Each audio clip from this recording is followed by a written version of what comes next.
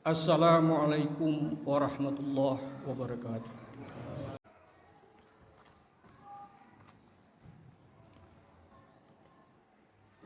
Alhamdulillah, alhamdulillahilladzi hadana lihada wa ma kunna linahtadiya laula an hadanallah. May yahdihillahu fala mudhillalah wa may yudlil fala hadiyalah. Asyhadu an la ilaha illallah wahdahu la syarikalah wa asyhadu anna Muhammadan abduhu wa rasuluhu alladzi la nabiyya ba'dah. Allahumma shalli ala sayidina Muhammad wa ala sayidina Muhammad kama shallaita ala sayidina Ibrahim wa ala ali sayidina Ibrahim wa barik ala sayidina Muhammad wa ala ali sayidina Muhammad kama barakta ala sayidina Ibrahim wa ala sayidina Ibrahim fil alamin innaka Hamidum Majid. Hadirin sidang Jumat yang dimuliakan Allah Subhanahu wa taala, marilah kita bersyukur kehadirat Allah. Pada siang hari yang berbahagia ini kita masih diberikan kesehatan, kekuatan dan kemampuan untuk bisa hadir di majelis ini dalam rangka kita menunaikan salah satu tugas kewajiban kita sebagai hambanya untuk melaksanakan salat Jumat secara berjamaah. Salawat dan salam tentunya senantiasa tercurah kepada junjungan kita Nabi besar Muhammad sallallahu alaihi wasallam, pada keluarganya dan sahabatnya. Mudah-mudahan para hadirin yang hadir pada siang hari ini mendapat syafaat dari beliau pada akhir yaumil akhir nanti insyaallah. Hadirin jemaah Jumat yang dirahmati Allah, marilah kita introspeksi terhadap keimanan dan ketakwaan kita kepada Allah. Jika grafiknya mengalami penurunan, maka naikkanlah dengan melaksanakan semua perintahnya dan menjauhi semua larangannya tanpa terkecuali.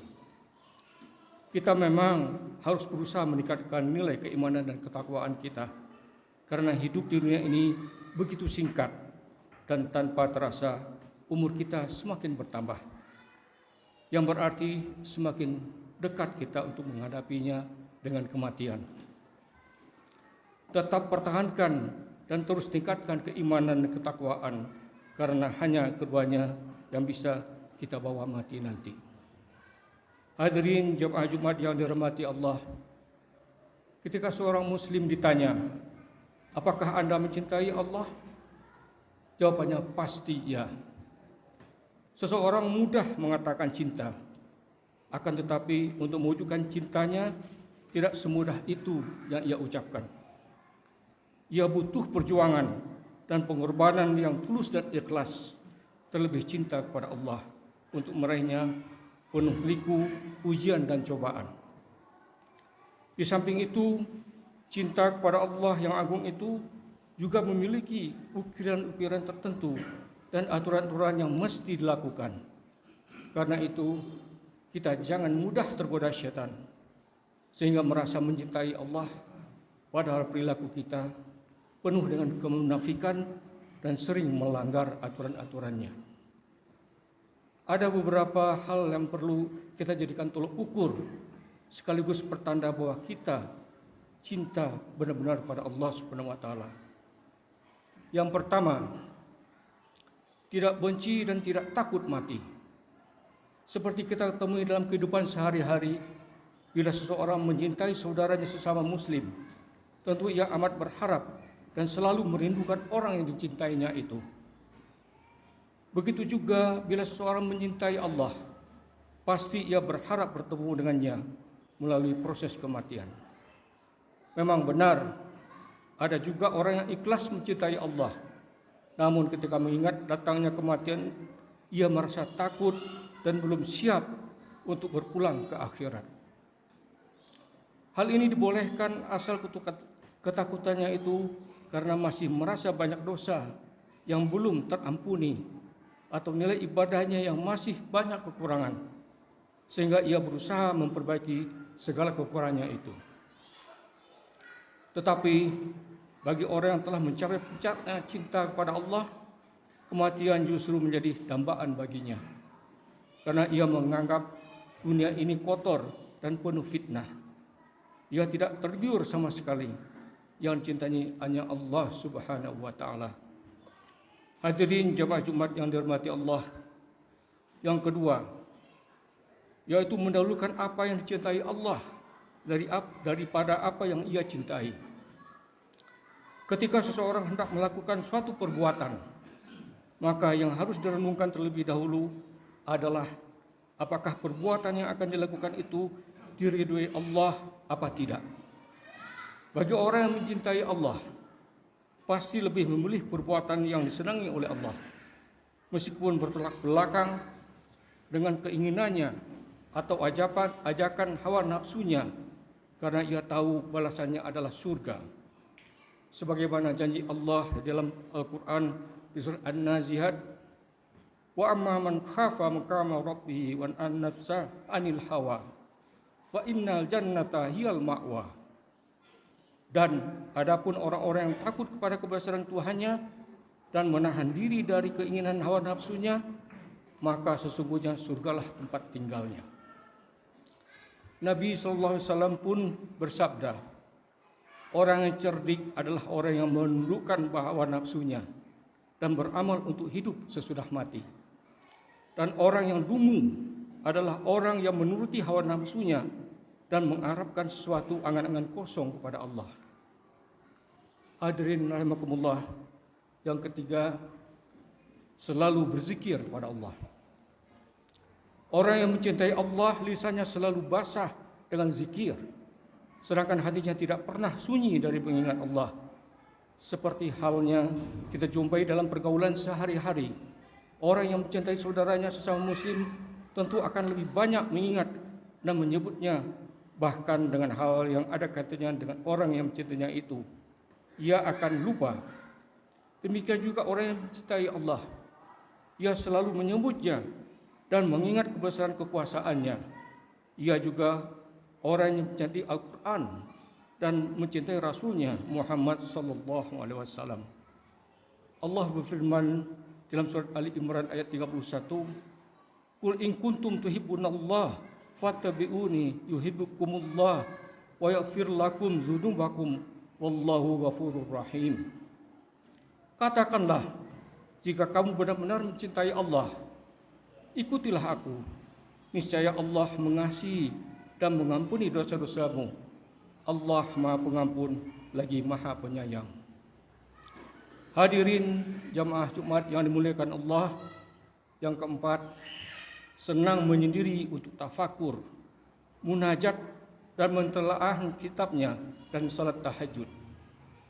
Jika hati seorang dipenuhi cinta kepada Allah, maka ia akan berusaha membangun komunikasi batin dengannya melalui media tafakur, yaitu berfikir tentang tanda-tanda kekuasaan Allah, baik yang terpampang di alam semesta maupun yang tersurat dalam Al-Quran.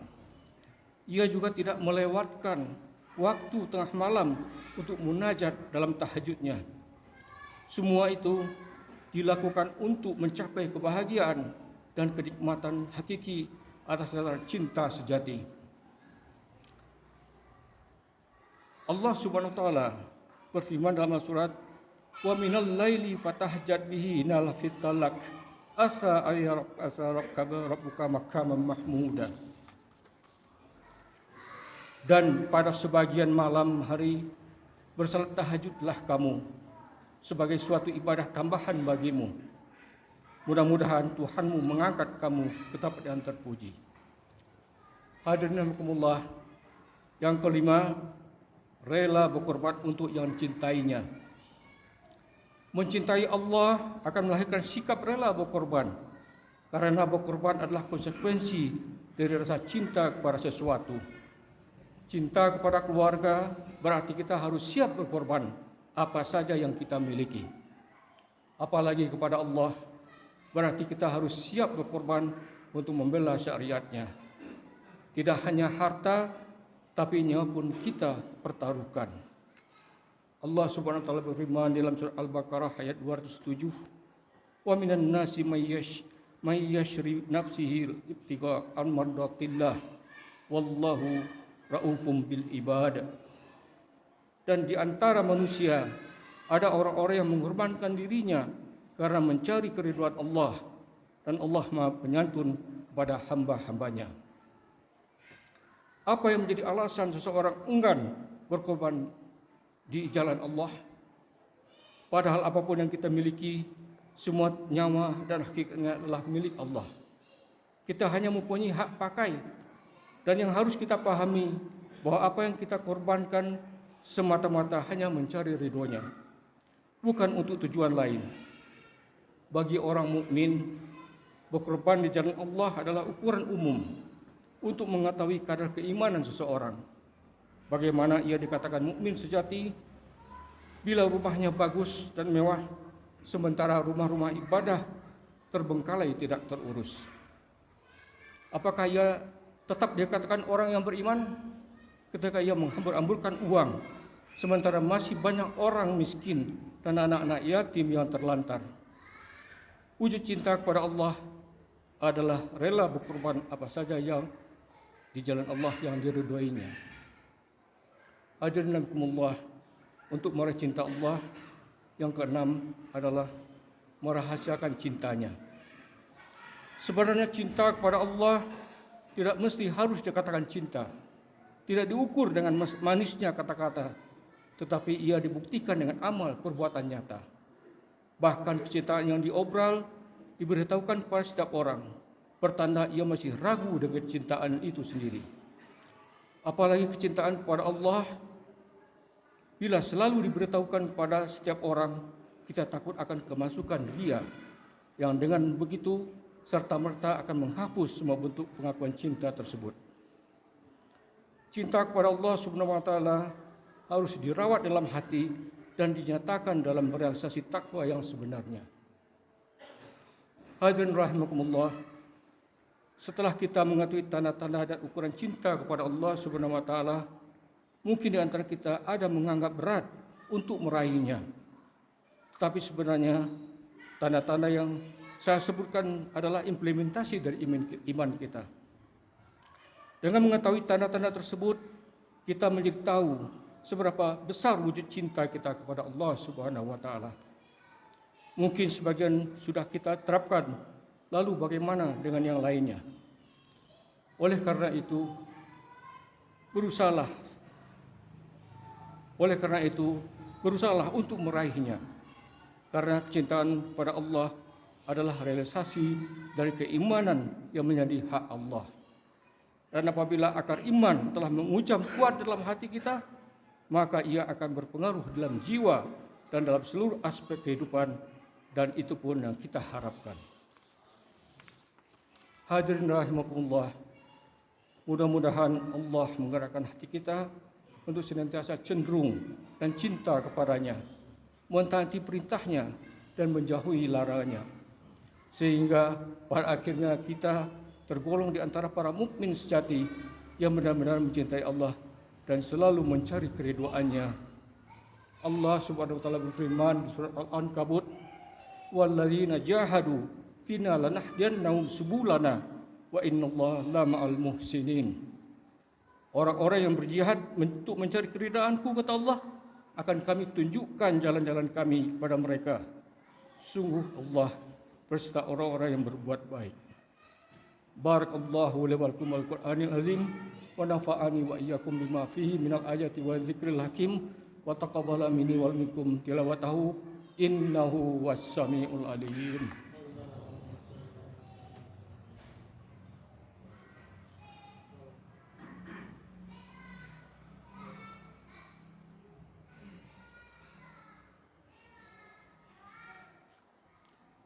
Alhamdulillahirabbil alamin wa bihi nasta'inu ala umuri dunya waddin wassalatu wassalamu ala asyrafil anbiya wal mursalin wa ala alihi washabihi ajmain. Hadirin rahimakumullah, marilah kita tundukkan sejenak kepala dan hati kita untuk kita bermunajat kepada Allah. Mudah-mudahan Allah Subhanahu wa taala menjibahkan doa-doa kita.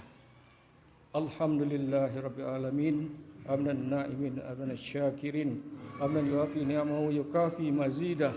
Ya Rabbana lakal hamdu kama yanbaghi lil jalali wajhika wa azimi sultanik. Allahumma shalli ala Muhammad wa ala ali Muhammad كما صليت على إبراهيم وعلى آل إبراهيم في العالمين إنك حميد مجيد. Ya Allah, Ya Rahman, Ya Rahim, pada siang hari ini kami berkumpul di masjid ini, Ya Allah, dalam rangka takarub kepadamu. Mudah-mudahan apa yang telah kami lakukan ini menjadi amal ibadah buat kami, Ya Allah.